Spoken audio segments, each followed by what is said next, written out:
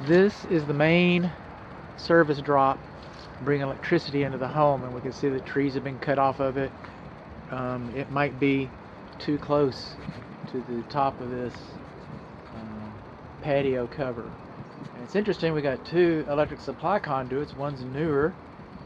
Apparently they went ahead and used reverted to the original one. I don't know what that other one is for. It should be capped off. We're also going to learn that it's boot there. It's got a buckling in it. It's buckling, but that's on the roof video, which you've already seen. And in the wall video, you can see. I mean, the meter comes through here. I mean, it's just a wreck.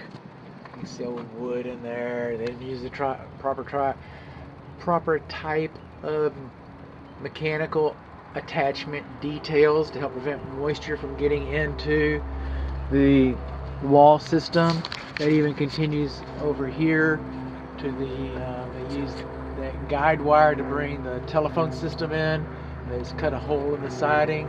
You think water's going to run off the edge of that, run down there and run into there? I do. That's what I think.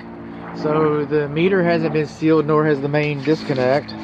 This is interesting about the main disconnect here is that they bothered to screw it in.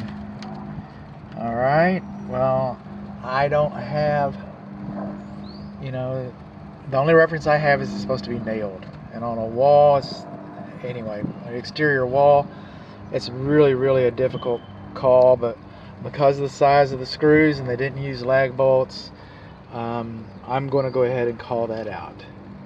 Okay, we got L1 and L2 coming in. Okay, we've got a what size system here? 225K.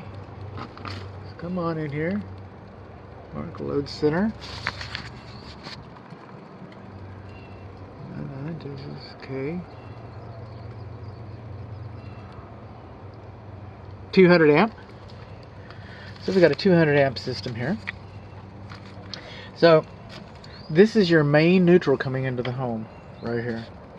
And it's supposed to be wrapped with white tape. If you did not know that's hot, you don't belong in this box. I get that.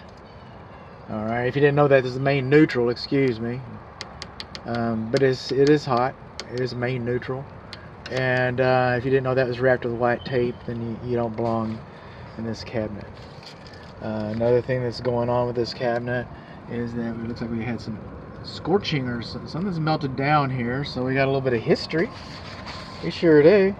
Main bonding location is not labeled. I haven't found a bond yet in the house, so we don't even know if this electrical system is bonded. Okay. Then we're coming out, you're supposed to have two ground wires come off of the panel, and we got one ground wire here, and it's stranded. It's supposed to be a solid wire. We got one ground wire that comes down here kind of close to the ground. We're supposed to have two ground wires, and it's not supposed to be stranded. The labeling, okay, it's not supposed to be hand labeled like that. Can you read that? Because I sure can't. It's supposed to be printed. See where it says AB, AB, AB, 23, 24, 25, 26. See where it says those things? Circuit index. It's supposed to be labeled. That's what the manufacturer says.